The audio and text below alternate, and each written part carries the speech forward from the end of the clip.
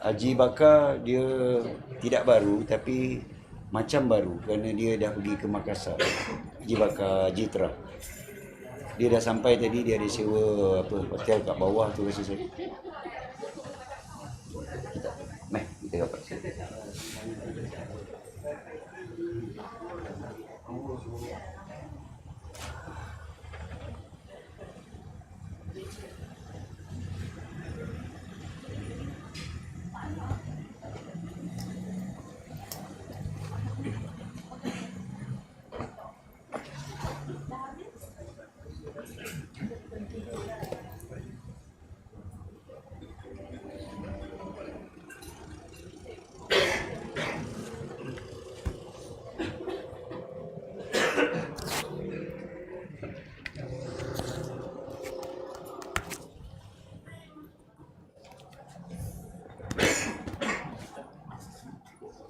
Halo, tes. Ada?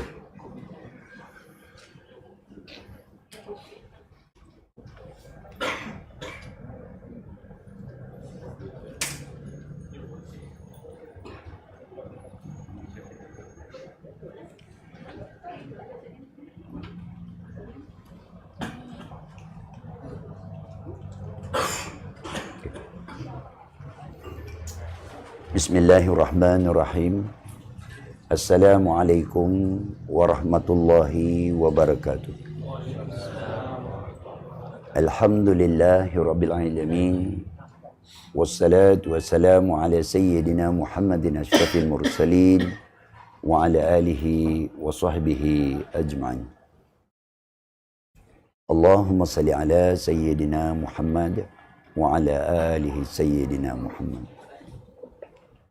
Allahumma sallimna bihaqqi Muhammad, birahmati Muhammad, bisyafaati Muhammad, bibarakati Muhammad,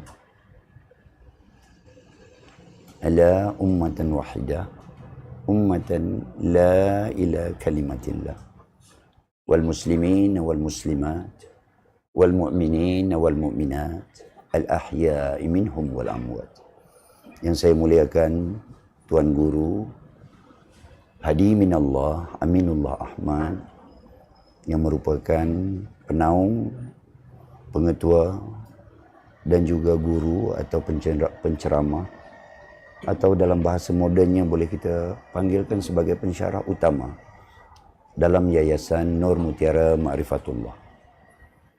Jadi seperti biasa, salam ukhwah, salam persaudaraan ini juga kita hulurkan kepada saudara-saudara kita, iaitu keluarga besar ahli Yayasan Nur Mutiara Ma'rifatullah. Tidak kira di mana jua mereka berada, sama ada yang berkedudukan di Republik Singapura, yang berkedudukan di Republik Indonesia, dan ada juga yang berkedudukan di negara Brunei Darussalam. Begitu juga yang berkedudukan di negara Thailand, di Filipina, dan termasuk juga di negara Malaysia, khususnya bagi mereka yang tidak tinggal atau tidak bermastautin di Kuala Lumpur. Begitu juga bagi yang telah mengaku dan diakui sebagai murid kepada yang dimuliakan Tuan Guru yang berkedudukan di Saudi, di Australia atau Australia, dan juga di Amerika, serta di tempat-tempat yang tidak dapat disebutkan satu persatu di sini.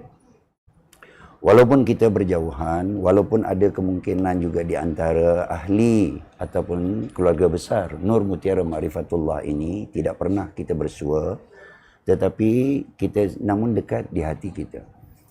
Barang siapa yang telah mengaku dan duduk di bawah satu payung, iaitu Yayasan Nur Mutiara Ma'rifatullah, kita adalah satu keluarga besar.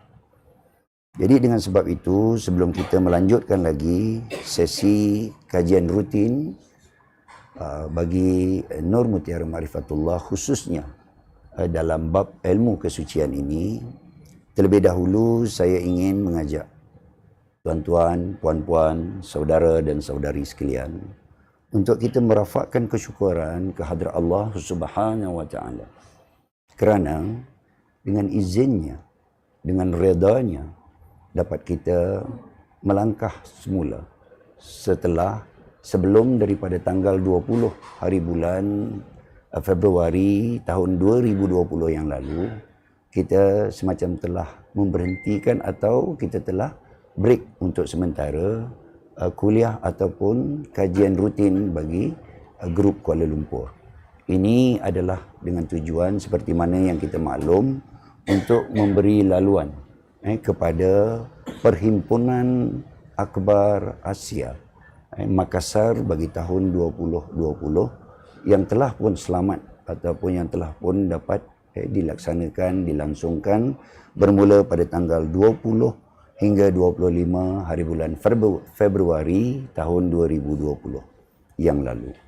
Kita juga merafakkan kesyukuran kehadrat Allah Subhanahu wa taala kerana dengan izinnya jugalah kita dapat melangsungkan perhimpunan elit, perhimpunan yang bukan biasa-biasa, iaitu Perhimpunan Akbar Asia di Makassar tempoh hari dapat dilangsungkan dalam keadaan yang licin dan lancar.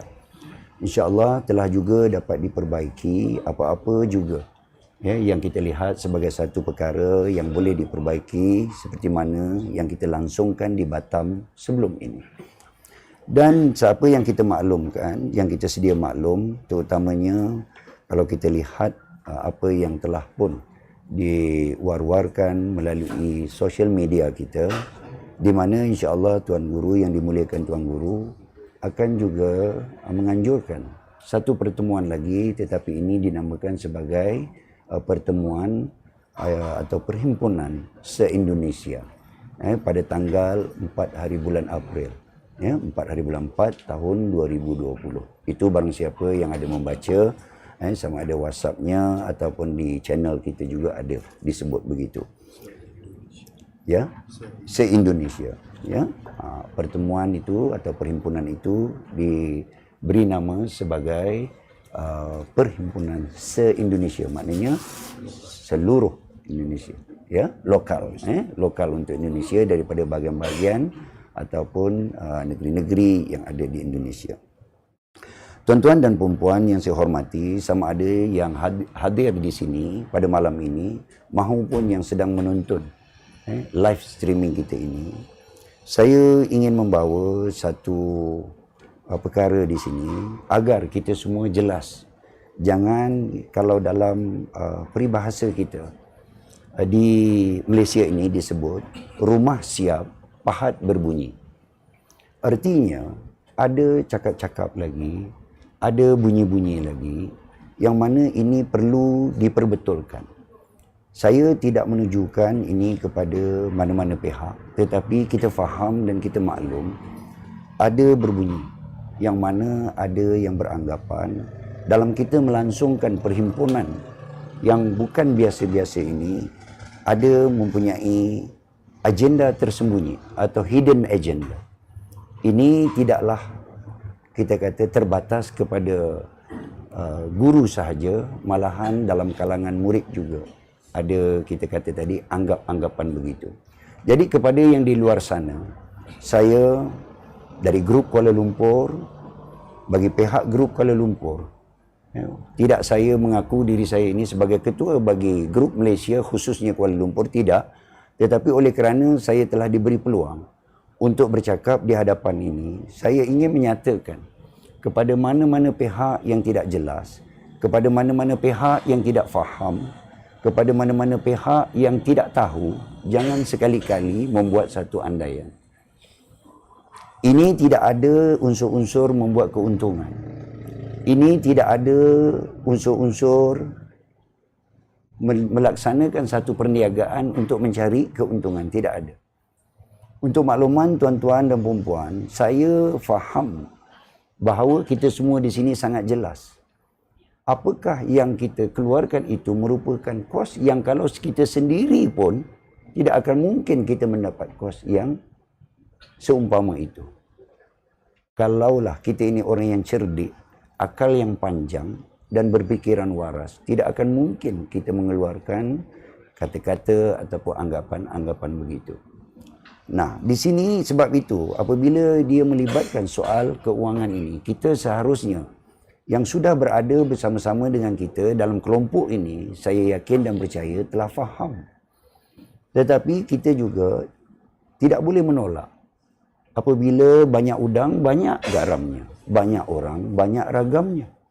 Jadi di sinilah kadang-kala untuk kita bukan menyusun atur benda yang maujud. Maksudnya kerusi, meja, perabot, letak dia diam. Ini kita mengurus manusia yang mempunyai 4 unsur sekurang-kurangnya. Apa itu? Akal. Apa itu? Nafsu. Apa itu? Iman. Apa itu? Hati. Apa itu? Kehendak. Jadi inilah yang menyebabkan kadang-kala rumah siap, pahat berbunyi.